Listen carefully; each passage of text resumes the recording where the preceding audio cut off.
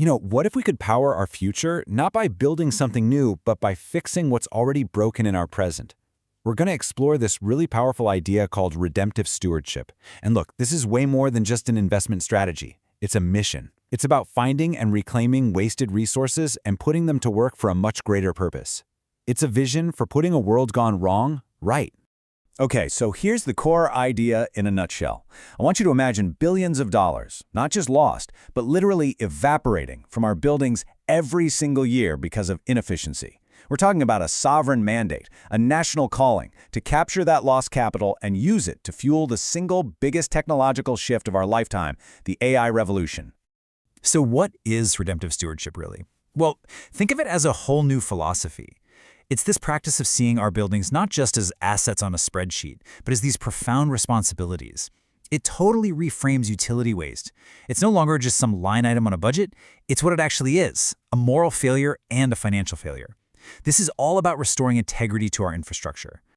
All right, so here's how we're going to break this down. First, we'll dive into the urgent AI power crisis that's threatening to slam the brakes on progress. Then, we'll get into the incredible technology that's actually designed to repair our infrastructure's DNA.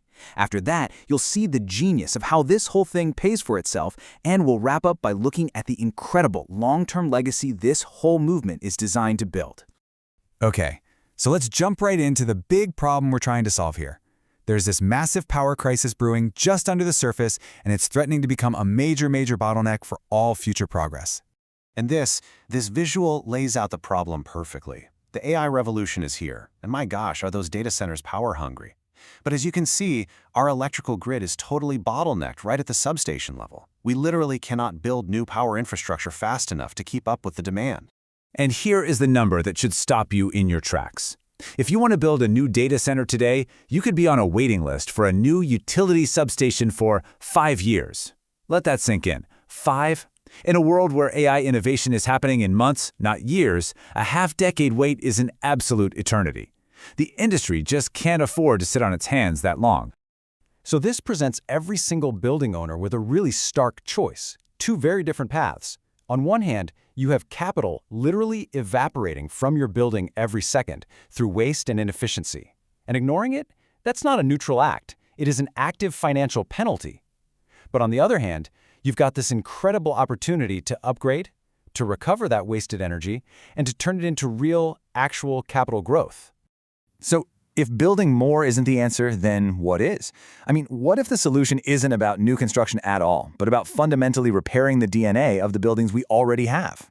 And to do that, you need a complete paradigm shift. We have to move on from the old model of just, swapping out an old piece of equipment for something with a green sticker on it. That's a superficial fix that usually needs a grant to even happen. The new vision is about deep systems optimization, what's being called infrastructure integrity. We're talking about a total repair of a building's operational DNA from the inside out. The solution is this really holistic system called the A.W.E.E framework. It performs this deep optimization across the 4 core pillars of any building. So you have A for air systems like your HVAC, W for water and all the piping, E for electrical and power quality, and then the final E is for the building's envelope, its thermal barrier against the outside world. Now, what I find is fascinating here is how specific and measurable all of this is. Each pillar uses some really advanced tech to hit what they call hero metrics. Just look at air.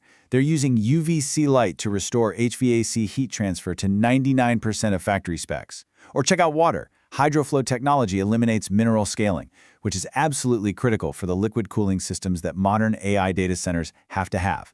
It's precise, it's targeted, and man, is it effective. Okay, this all sounds great. A really deep, truly impactful upgrade. But the big question that's always in the room is, how in the world do you pay for it without some massive capital outlay from the building owner? Well, the answer is just brilliant. It's a self-funding engine, and the whole process is this elegant 4-step loop. First, a detailed report identifies every single dollar being wasted on utilities. That identified waste, it becomes the collateral to secure 100% of the project funding. Then, the savings that are generated by the A.W.E.E upgrades get used to pay back that loan. And the best part, once the loan is paid off, the building owner is left with a fully upgraded asset and pure positive cash flow. And here is the absolute key point for any owner or investor listening. This is all achieved with 100% non-dilutive financing. In plain English, that means you don't give up a single shred of equity in your property, and you don't have to dip into your cash reserves. The waste itself is literally transformed into the fuel for progress. So, what's the ultimate payoff here? Well, it goes way beyond just the monthly savings. It's about creating what's being called a dual return, an investment that delivers both a powerful financial return and a profound missional one. Let's start with the money side because it is significant and it's direct. As this chart shows, buildings that get these deep retrofits command, on average, a 13.5% price premium on the market, and their overall asset value jumps by about 15%. That is a direct, measurable bump right on the balance sheet. And the potential scale we're talking about, well, it's just staggering. If this framework were rolled out nationwide, it's estimated it could unlock over $65 billion in savings every single year. That's the amount of financial power that is currently trapped inside our inefficient infrastructure. And it's really important to understand this isn't just about a few one-off projects. As this timeline shows, this is a 10-year national launch. It's a movement, and it's designed to scale methodically. It moves from a launch phase in 2026 to mobilizing regional hubs, all with the very clear goal of becoming a market leader within a decade. But at the end of the day, beyond all the numbers and the tech, it all comes back to the core mission. This is about building a centennial legacy. It's about that powerful combination of precision engineering and moral truth. It's about having the courage to do the straight thing and to act as true agents of city renewal in the communities we serve. So, why does all of this matter? It matters because this is one of those incredibly rare opportunities where profound financial success lines up perfectly with a moral, sovereign mandate. It's a chance to generate incredible value while genuinely helping to put right a world gone wrong. Which leaves us with this final, powerful thought, right from the mission itself. For faith-driven investors and leaders, the stewardship of our infrastructure, well, it's not just another opportunity to build wealth. It's the mission of our time. It's a chance to be good stewards, to redeem his resources, and in doing so, to ignite his kingdom.